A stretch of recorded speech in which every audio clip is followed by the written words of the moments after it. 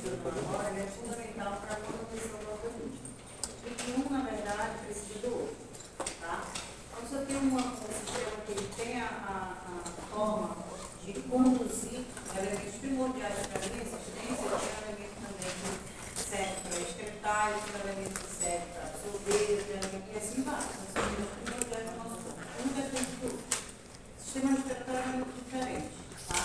Ele compreende algumas partes do sistema digestório, mas não confunda a estrutura do digestório com o do respiratório, na questão da prova, senão vacila, tá? A gente observa que o sistema respiratório nessa imagem tem duas divisões. Então, ele compreende duas partes principais, então ele é constituído em duas partes principais. Uma que nós chamamos de condução, né? Uma constituição condutiva, que ela vai levar, né, o ar e receber, e o outro é que vai fazer a troca desse gás, tá bom? Então, a gente tem uma via respiratória e uma via condutória. E os seus principais órgãos que a gente consegue observar, que são os pulmões e a árvore de tronco, tá? Que nós chamamos de via respiratória. Aí eu pergunto de vocês, mas quais são essas funções do sistema respiratório?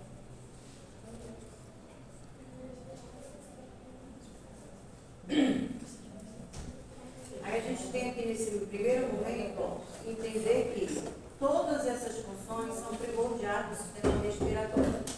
Algumas são funções que nós chamamos de funções primárias, ou seja, são vitais. E outras são funções que nós chamamos de secundárias, que são necessárias, que caracterizam nós como seres humanos. Tá? Então, nas funções primárias, a gente tem aqui a condução do ar, né? As trocas gasosas e os elementos químicos que são aqui também para poder absorver aí as toxicidades do nosso organismo. Tá bom? Então, a gente tem aqui, ó, condução do ar, que ele tem um papel importantíssimo na limpeza, na filtragem, no aquecimento, no resfriamento e a umidificação desse ar. Então, isso aqui é a condução que nós chamamos de função primária desse sistema. Ainda assim, a gente tem aqui, ó, as trocas gasosas, que acontecem exatamente na árvore brônquica dos alvéolos, tá bom? Os alvéolos pulmonares. Então, se a gente observar aqui, a gente tem essas duas funções que são primordiais. A outra função aqui que nós temos, essa função que tem aqui embaixo, nós chamamos dela aqui, ó, de fonação, nós chamamos ela de função secundária, tá? Por quê? Porque ela é um processo fonatório que advém do sistema respiratório por coaptação de pregas vocais. Então, quando as pregas vocais coaptam uma na outra, a gente emite um som. E permitiu aí, né, uma prega bater na outra. Isso graças à excreção, graças à expiração desse ar que a gente emite. Tá bom? Aí a gente tem a olfação, a regulação da temperatura, o equilíbrio de acidose, né, que isso é feito pelas intermediações químicas e a excreção de drogas também. Tá? Tudo isso é função. Todas as funções secundárias. Não, só a fonação que eu coloquei aqui. Fonação. Tá? O resto é o primário? A fonação, né, ela é uma função secundária. Ok? Tudo bem? Olfato. Lembra que eu falei que são vitais? Olfação, olfato, regulação de temperatura, equilíbrio de acidez, que está aqui mediado pelas substâncias químicas, são primárias. A única que é secundária aqui é a Fonação. E a condução também, né? Não, fonação. Não, a condução do ar é primária. Isso tudo aqui é primário. Como é a fonação?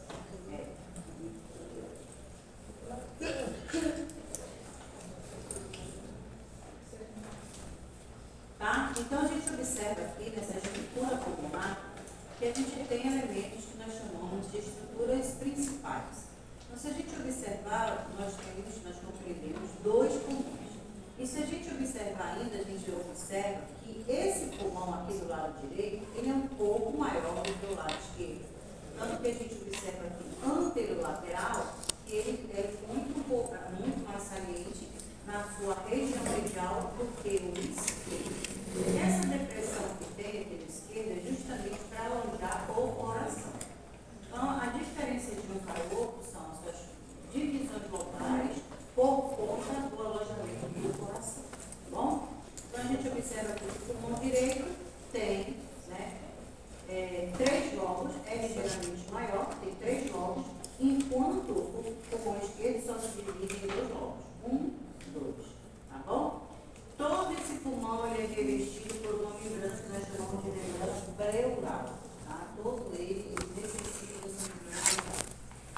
a gente tem um músculo importante, porque sem essa musculatura não existiria o processo respiratório. Então a gente tem aqui um músculo que a gente sabe que todo o nosso sistema, todo o nosso organismo depende de contração muscular, certo? Então, para que se haja aí processo respiratório, a ventilação pulmonar, você tem que ter um músculo que faça essa contração. E quem faz essa contração é o diafragma, tá? Então, o músculo principal aí que envolve esse processo de respiração é o músculo diafragma. É claro que ele sozinho, ele ainda fica incompetente, porque toda essa estrutura que a gente tem interna do pulmão, ele necessita de uma caixa protetora, que é o quê? As costelas, que nós chamamos de caixa torácica, e a musculatura que a envolve, que é a musculatura torácica também. Tudo bem? Então aqui, ó, só para a gente entender, para saber responder as questões da atividade, se a gente perguntar como está constituído o sistema respiratório. Então vamos lá, o sistema respiratório, ele é constituído por uma porção condutora, tá? Então, a porção condutora, já se diz, é aquela que tem responsabilidade de permitir a condução do ar, tá bom? Do ar. O ser humano não pode, de forma alguma, respirar ou entrar esse ar pela cavidade oral. Ele tem exatamente que obedecer essas vias de condução, por conta daquelas funções, certo? Então, se de repente um ser humano, ele inspira o ar pela boca, ele perde a condução dele de propriedade funcional, porque ele não vai filtrar as impurezas, porque ele não vai umidificar, ele não vai aquecer, né? E isso aí vai trazer para aquele organismo doenças respiratórias. Tudo bem? Então, vamos lá. Essa porção condutora, ela compreende a cavidade nasal, a região nasofaríngea. Fiquem atentos para essa palavra, região nasofaríngea. Significa que a faringe não faz parte do sistema respiratório. A faringe faz parte do sistema digestório. Mas a condução do ar perpassa a região nasofaríngea, que nada mais é do que a cavidade superior e posterior da cabeça. Tá bom? Então, que isso fique bem claro. Porque a gente sabe que a faringe se divide em 3 partes. Naso, oro e laringofaringe. Tudo bem? Não, professora, explica de volta para frente, não. Por favor. Tá. Eu só quero que você fique atenta para essa palavra aqui, nasofaringe, que isso aqui é uma estrutura posterior da cavidade respiratória. Tá vendo aqui? Sim. Ó, narinas, nariz. Perpassa as coanas. As coanas vai bater com uma parede posterior. Essa parede posterior nós chamamos de nasofaringe. Tá certo? Cavidade nasal.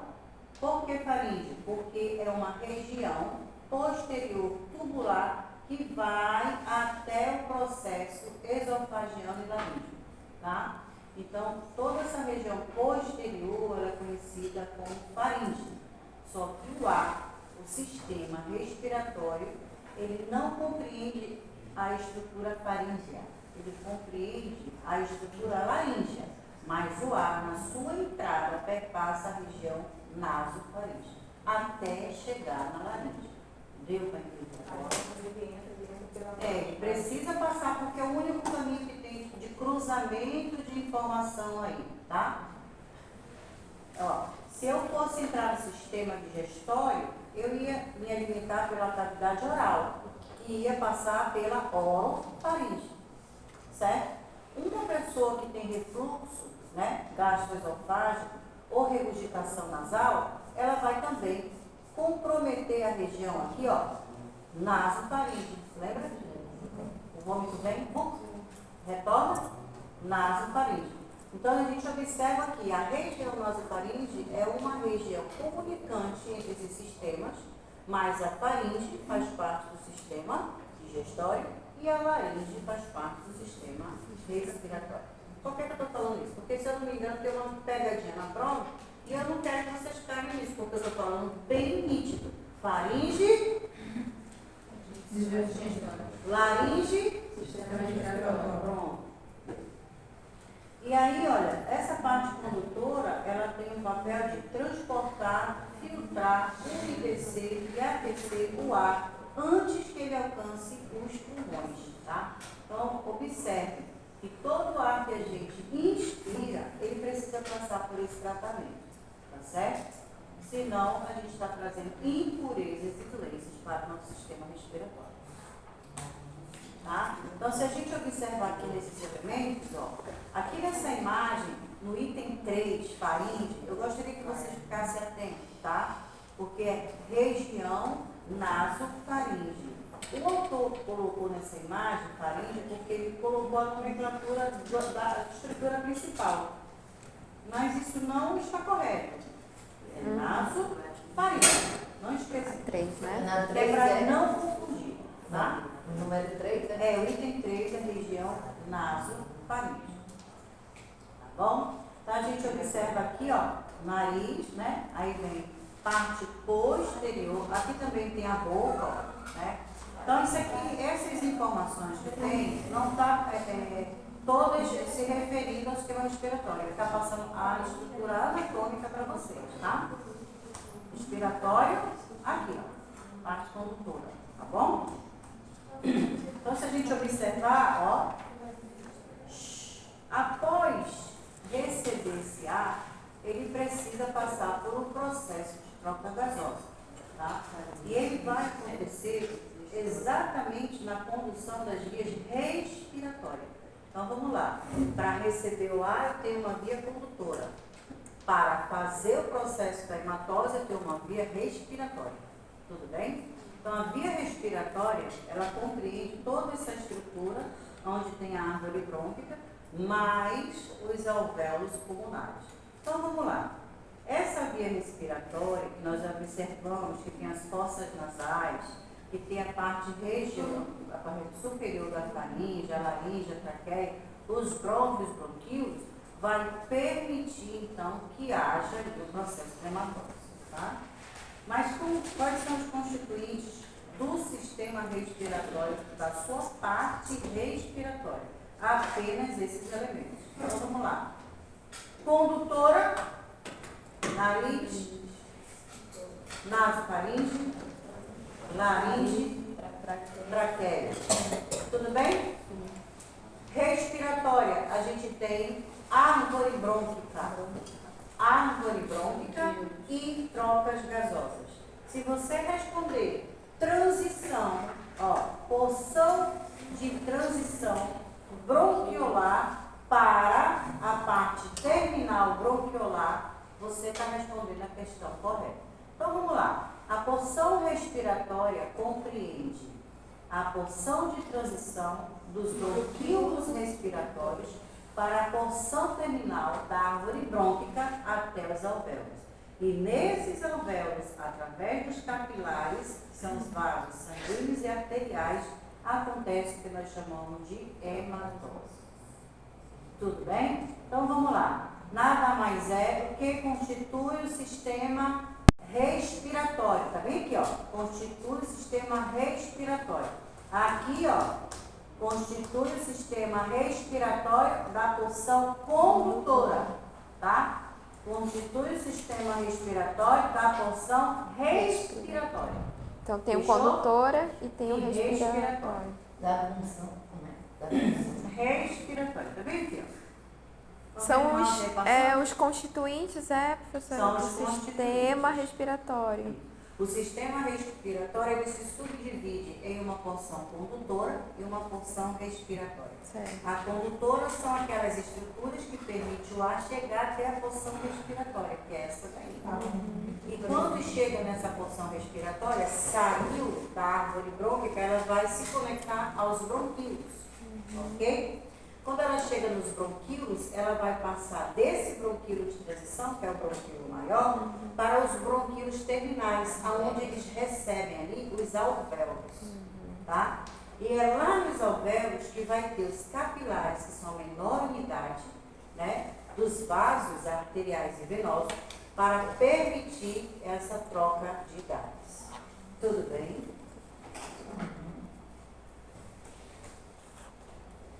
Então, Então, a gente observa aqui nessa imagem, olhando essas estruturas, que a gente tem aqui a traqueia, a gente tem essa parte fininha, né, fininha, cristalina, recobrida dos pulmões, que é a membrana pleural.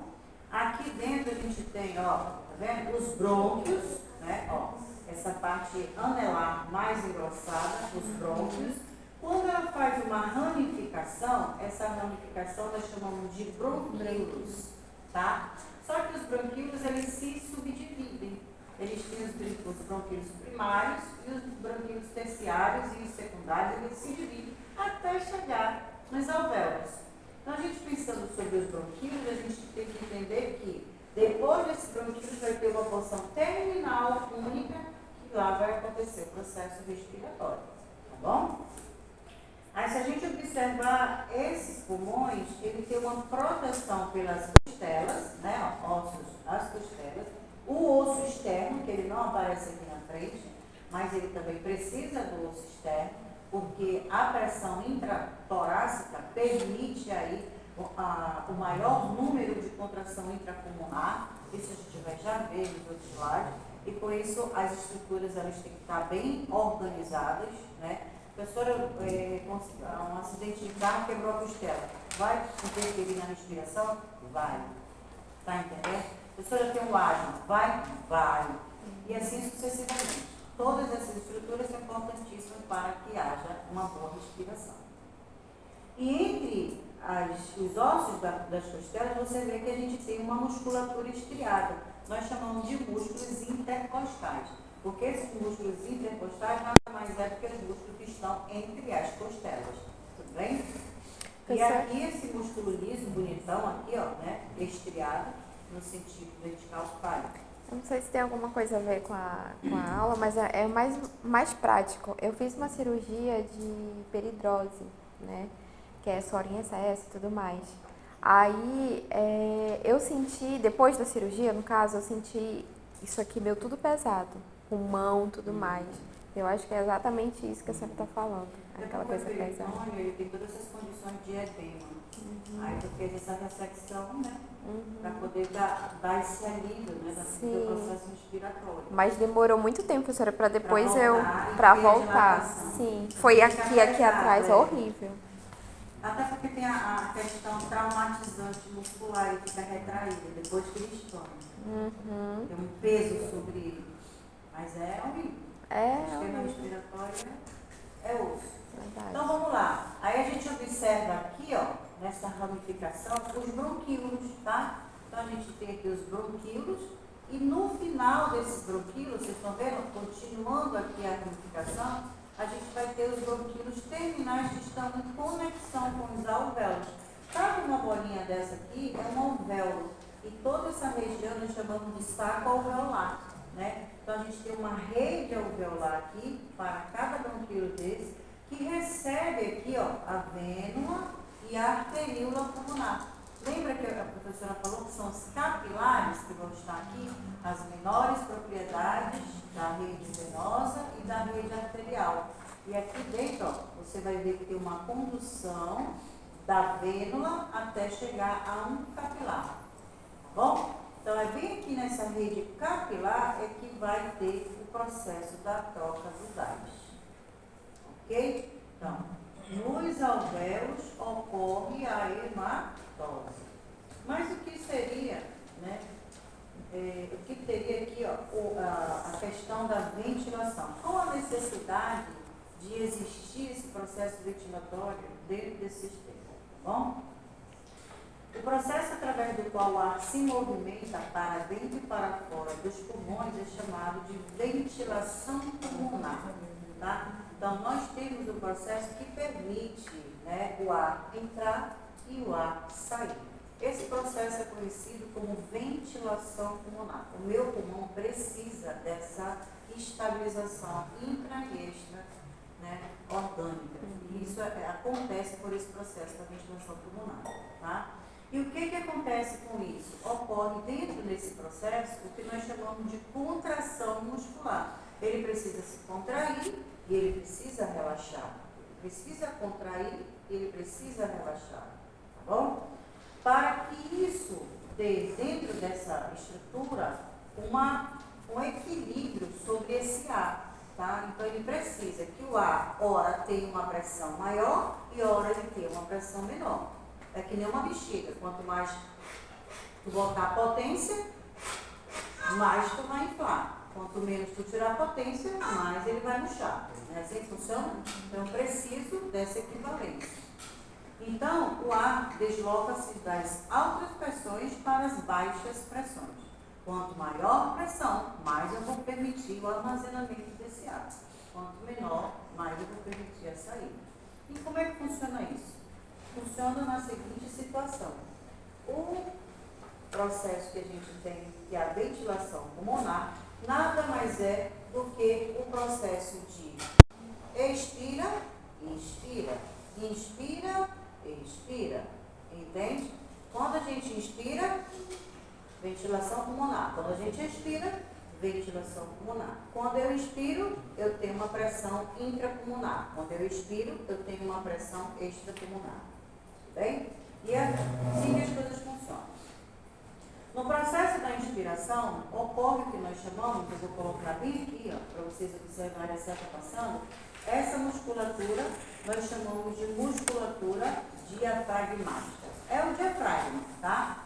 E o que acontece com esse diafragma? Quando a gente inspira o ar, o diafragma, ele tem que se contrair, tá? Inspirou, ele contrai. Por que ele contrai? Porque ele tem que descer para que haja expansão torácica e pulmonar. Então, observe aqui, ó. No processo da inspiração, esse músculo que é o diafragma, observe a setinha, ele desce.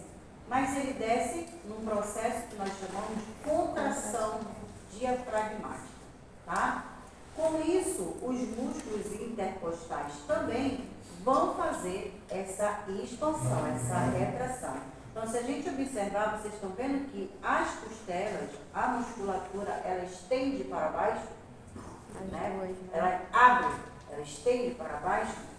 Com o diafragma baixo, ó, contraído, diafragma baixa. O osso externo e as costelas, o osso externo e as costelas têm que levantar. Musculatura diafragmática com os músculos intercostais, eles vão ter que se dilatar, eles vão ter que se contrair. E ele contraindo, eles expandem para baixo, para que a estrutura óssea se estendam e se elevem. E aí a gente abre um espaço dentro dos pulmões, tá? Aí, então, o que vai acontecer com isso? Os pulmões dilatam e aumentam-se de volume. Pronto. Então, vamos lá. Na inspiração, diafragma contrai-se. Com isso, juntamente com a musculatura intercostal, ele vai baixar, tá certo? Para que haja a elevação e extensão do osso externo com as costelas. Havendo isso, dentro desse volume, dentro desse pulmão, vai acontecer uma diminuição da pressão intrapulmonar, né? Por quê? Quanto maior o espaço, menor a pressão. Quanto menor o espaço, maior a pressão. É como um código, tá bom? E o ar entra até os pulmões. Tá? Imagine uma pessoa que não tem a condição de respirar de forma regular, tá? Até aí, tudo bem? Show. Não tem que se confundir. Inspirou o ar, musculatura diafragmática vai ter que baixar juntamente com a musculatura intercostal. Por quê? Porque ela tem que se contrair, se distender para que a estrutura óssea se eleve e se expanda. Assim, com isso, toda aquela pressão do ar do processo inspiratório, a tendência dele é diminuir dentro dessa caixa para que o ar se aloje mais ainda, tá? Como eu vou precisar depois de estender tudo isso e fazer a contração inversa, o meu processo de expiração ele tem que ser bem mais potente, porque o ar está todo lá dentro armazenado com uma estrutura bem inflada. Então, se eu fizer, não vai sair o ar todo. Então, eu tenho que ter um processo com uma maior contração no ar, expirado. Então, é assim que funciona. O oposto acontece com essa estrutura quando a gente solta esse ar, quando a gente manda embora esse ar. Se vocês observarem aqui a musculatura diafragmática com a setinha apontada para cima, significa que ele está relaxando, né? Então, quando o ar está entrando, o diafragma está contraído, ó, e com isso ele vai abaixando. Por quê? Olha aqui o diafragma, contraiu, baixou, quem subiu? Pulmão. Olha a estrutura, ó. Contraiu, baixou, pulmão, expandiu, ok? O inverso vai acontecer, ó, e o pulmão vai, imagine ele aqui em cima, ó, tá vendo? O pulmão murchou, ó. Então não tem como confundir a estrutura. Até no braço da gente, a gente consegue fazer a dinâmica, tá? Então vamos lá. No processo que o ar sai, acontece o relaxamento do diafragma e dos músculos intercostais. Com isso, o diafragma sobe, foi o que nós vimos aqui. O osso externo e as costelas retrai-se. Ó, subiu o diafragma, tá vendo aqui o músculo afinando nas laterais, retraindo? Ele retrai. Os pulmões contraem e diminuem o volume. Então, quer dizer, quanto mais ele for se estreitando, retraindo, o pulmão vai fazer a diminuição dele até voltar para a sua base.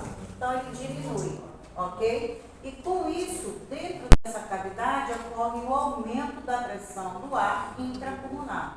Porque se ele está secando, aquele ar tem que ter força para chegar nas cavidades nasais. Então, ele tem que ter uma pressão maior para que ele consiga alcançar todo aquele tubo de retroação condutiva. Deu para entender? Então, vamos lá. Quando o ar entra dentro da cavidade, o ar, a pressão diminui. Quando o ar precisa sair, a pressão tem que ser maior, porque eu tenho que tirar ele dos pulmões e tenho que mandar ele para fora da nossa região. E para ele ter toda essa dinâmica, ele tem que ter uma competência boa ventilatória. Tudo bem? Maior pressão intrapulmonar. Tudo bem aí? Beleza? Observe que tudo que Deus faz é maravilhoso, né? Até um simples ar que respiramos, a gente nem dá importância, ele precisa de um mecanismo, de uma dinâmica, tá bom? Senão isso não acontece. Não vou muito longe, se eu abrir minha glote e tentar respirar, como uma pessoa que tem uma patologia, uma paralisia, seja lá qual for a lesão do nervo 10, que é o recorrente, ela não vai conseguir nem falar, nem respirar. Exemplo, abra a glote, acabou meu ar. Pergunta alguma coisa para mim, ó.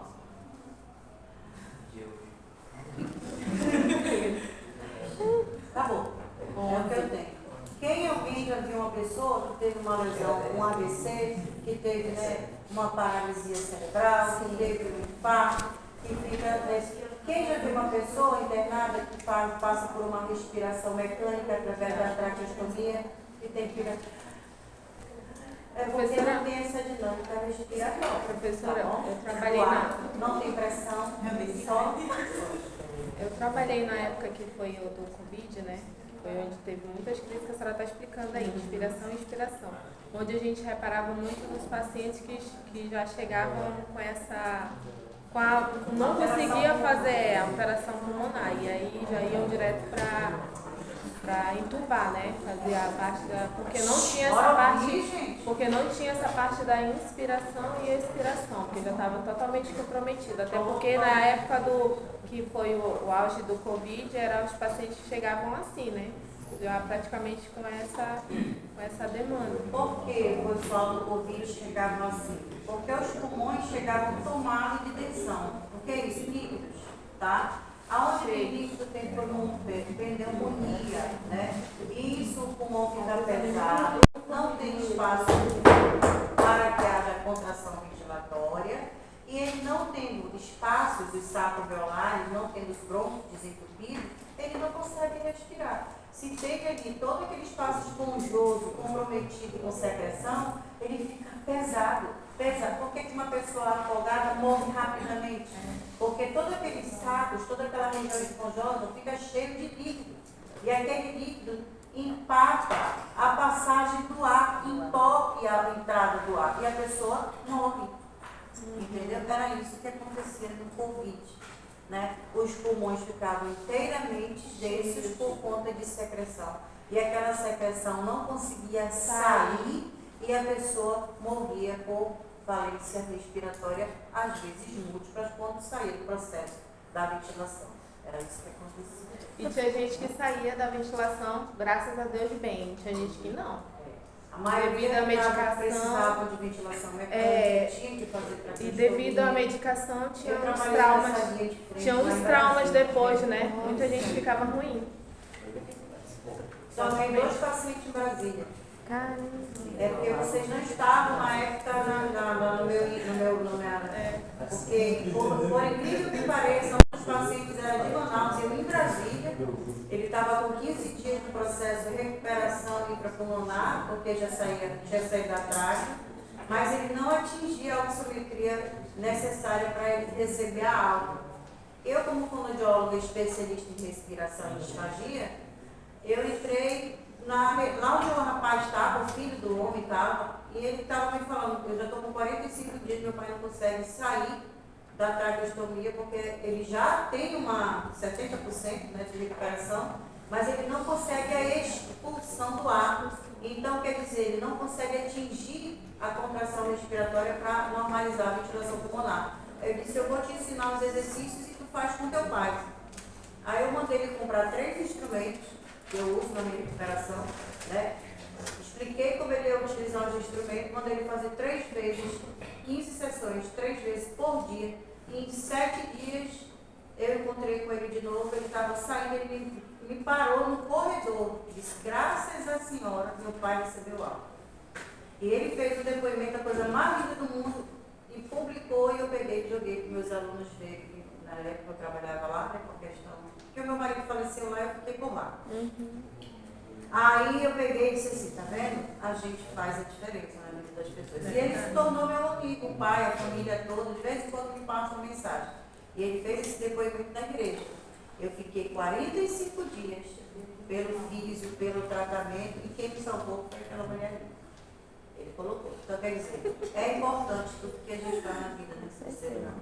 E olha só, eu sou uma gerontóloga, fonoaudióloga, especialista em neurociência, e é o que eu digo. Não tinha nada a ver lá com aquele paciente, nem cobrei nada, não fiz nada. Apenas umas orientações, ele saiu da recebeu a alta. Isso não é mentira, isso tem um depoimento que ele publicou, só para vocês terem uma ideia. Agora que vocês tiram. Então isso é interessante, viu? Quando você fala do Covid, você toca no meu ego. Porque é uma das coisas que eu vivenciei, perdi mãe, marido, e eu consegui puxar dessa doença tudo que eu podia para ajudar as pessoas. Mas é assim mesmo. Então vamos lá. Então, só para a gente entender e para ninguém esquecer, a ventilação pulmonar exige do nosso organismo 2 dinâmicas. Uma que nós chamamos de inspiração e a outra que nós chamamos de expiração.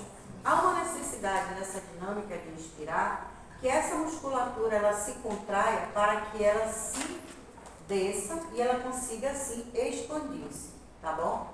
E nesse ato de expansão a gente observa que esse ar ele se perde ali dentro, porque ele precisa alojar esse ar dentro dessa estrutura, tudo bem? Quanto mais potência eu tiver, mais rápido eu chego no meu destino, não é assim? Então, se eu tenho que alcançar 10 km de corrida, quanto mais rápido eu for, é quilômetro por hora, mais rápido eu chego lá. E isso acontece com o ar dentro do pulmão. Quanto mais potência eu jogar, mais ele chega na cavidade nasal. Fechou? Não tenho que errar essa dinâmica. Tudo é questão de lógica, é matemática pura, tá? É neste sentido que a gente tem que entender que nós não devemos nunca deixar de respirar pelo nariz, tá? Porque nós necessitamos que esse ar seja trabalhado. Eu não posso. Basta você ficar 5 minutos inspirando aqui, ó. e você parar e passar 1 minuto inspirando pela boca. Você vai sentir cansaço, você vai sentir ressecamento, você vai lagrimar, você vai sentir um monte de reação no seu organismo. Basta 1 minuto para você sentir a diferença. Tá? Então, isso são coisas que a gente nem percebe. Porque que às vezes a gente corre por nebulização, corre para tudo isso, como está com essas vias todas comprometidas, né, por conta dessas agressões de nível respiratório. Tá bom? Então, a gente tem que entender que nós não devemos respirar pela boca, e sim pelo nariz. Professora, esse exercício que a senhora acabou de falar, ele serve também para ansiedade, né? Claro. Porque eu tive crise de ansiedade, eu faço tratamento e eu cheguei aí todos os dias para o pronto-socorro. Aí o médico falava, né? Que a gente trabalha a respiração, que aí com o tempo ele vai melhorar. As doenças psicossomáticas, né, que são essas que mexem com a nossa organização mental, tipo ansiedade, que é uma, ela altera todas as nossas condições vitais.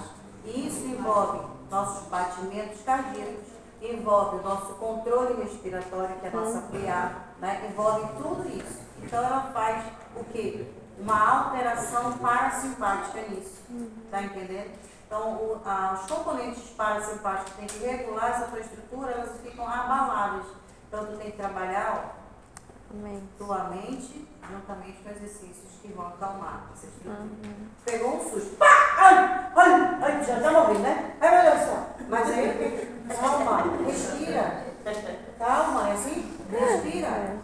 Calma, porque tem que controlar toda essa situação, senão piora. O cara cai lá dentro do rio. Se ele se agoniar, ele morre. Verdade. Se ele controlar, ele não morre. Tem que ter calma, porque tudo tem a ver com a respiração. Tá bom? E a professora, e aquele aparelho que as pessoas apertam assim, ó, para falar? Aí é outra situação. Tá? Aí é um implante que a gente faz laríngeo eletrônico. É uma laringe eletrônica. Aquilo ali só é implantado quando a pessoa tem câncer total de laringe. Tá? Carcinoma laríngeo é a doença terminal que dá na região da glote, que corrói toda a laringe e a pessoa não fala. Aí tem que implantar. Mas isso não vamos desviar, porque eu tenho que deixar esse assunto aqui. Tá? É outro, puxa para outro lado. Tá bom? Então vamos lá, hein? Por que devemos inspirar pelo nariz? Porque esse ar, ele precisa ser filtrado. E na região do nariz, existe ali o que nós chamamos de pelos ou cílios.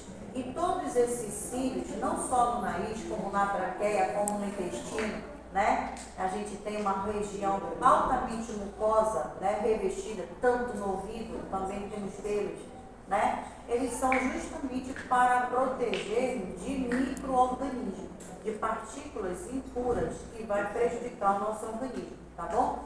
Então esse ar, ele precisa ser filtrado. Como a gente tem dentro da nossa cavidade mucos, né, para essa nutrição dessa região, a manutenção dessa viscosidade, esse muco ele fica cheio das impurezas. Eu estou respirando, a gente nem vê o que está respirando, tá entendendo? Porque são micro-organismos. E esses micro-organismos, essas micro-impurezas, elas vão se alojando no nosso nariz para não entrar na nossa rede respiratória brônquica. E quando ela fica alojada, gera meleca, é o que nós chamamos. Então, quando a gente inspira de impureza, quanto maior meleca eu tirar do meu nariz, significa que eu estive num local altamente prejudicial à minha saúde. Né? Exatamente. Então, quanto maior meleca eu tirar, pior é o ambiente que eu estou inserido. Ai, mano, eu vivo com o nariz entupido aqui do meu quarto. Meu amigo, mande limpar o seu ar. Tire esse impurezas que está no seu quarto. Porque se você dormir e entupir o nariz, são impurezas que tem ali dentro. E a meleca, ela faz isso. Quando ela resseca a mucosa, a primeira coisa que ela vai obstruir são as conchas nasais. E as conchas nasais ficam entupidas, sofrendo, não é? Tem que ter o sorinho ali para obstruir. É assim? Nada mais é do que impurezas que tem no local, tá bom? O ar é aquecido. Por que o ar é aquecido? Porque ele tem que trabalhar essa questão questão da hematose e ele só trabalha dentro da corrente sanguínea. Então, ele tem que chegar aos nossos capilares no mesmo equilíbrio interno do nosso corpo. Então, nessas estruturas, a gente tem bastantes vasos que fazem a oxigenação celular. E a oxigenação celular é feita pelos vasos sanguíneos, tá bom? Então, aqui nessa região, ele precisa ser aquecido. Estou com uma dor muscular no local, quanto mais eu bater rápido no local, mais eu vou aumentar o fluxo de circulação. E aquilo nada mais é do que oxigenação capilar. Está entendendo? Então, é isso mesmo, o ar passa por isso. Então, quando ele entra nas nossas narinas, ele já automaticamente ele acessa nossas vias e já se equilibra ao nosso organismo interno. Quando tu faz xixi, teu xixi tem a mesma tolerância de aquecimento da água externa do teu corpo? Não. Ele é aquele organismo e aquela temperatura de dentro do teu corpo. Tá bom? Se eu tenho aqui 37, lá eu vou ter 40, vou ter 42, porque eu preciso, é um equilíbrio que existe, tá? Dentro do nosso corpo. E ele também precisa de ser umedecido, né? Então, por quê? Porque eu preciso dessas regiões mucosas que vão estar lubrificando, né? Permitindo ele ficar um pouquinho mais molhadinho, para ele ter todo esse excesso de componente respiratório, tá? Essa ventilação. Então, já sabe, por que não devemos respirar pela boca? Ok? Que é a mesma coisa de respirar pelo nariz. Agora, para que tudo isso? Por que conduzir esse ar? Por que permitir esse ar entrar? Por que permitir esse ar para sair? Já ouviram falar que sem ar a gente não sobrevive? Já. Então, quando a respiração, tchau, boa noite, morreu, né? Por quê? Porque a minha célula, ela precisa se alimentar, mas ela só se alimenta pela minha respiração. Incrível, né? Tudo que é macromoléculas, tudo que é condições que eu preciso de nutrientes, tudo que é um ar atmosférico, ele tem que mudar para um acesso que o meu organismo tenha aderência. E eu só posso, através disso, através da troca, né, de íons, de componentes pequenos, moleculares dentro do meu sistema. E o ar, ele permite isso, tá bom? Então, quando a gente fala de respiração, nada mais é do que permitir que esse ar atmosférico que eu respiro, que é o oxigênio, ele entre na minha corrente sanguínea, porque a minha célula precisa de energia e o ar me dá energia, entenderam? Tudo que eu como, sistema digestório, eu preciso que seja transformado em quê? Em energia. E essa energia, ela tem que ser toda transformada para entrar nas minhas vias capilares. Deu para entender? Então, por aí a gente já começa a raciocinar a questão da prova parcial. Essa relação é muito importante desses sistemas, né? Eu preciso respirar, porque esse ar vai se transformar em energia. Eu preciso comer lá do sistema digestório, porque toda aquela alimentação, ela vai absorver substratos e aqueles substratos vão se transformar em energia. A minha célula só vive de energia. Olha, né? Se eu como macarrão, eu vou extrair o que vai se transformar daquilo ali só em energia. O resto, eu tenho que mandar embora.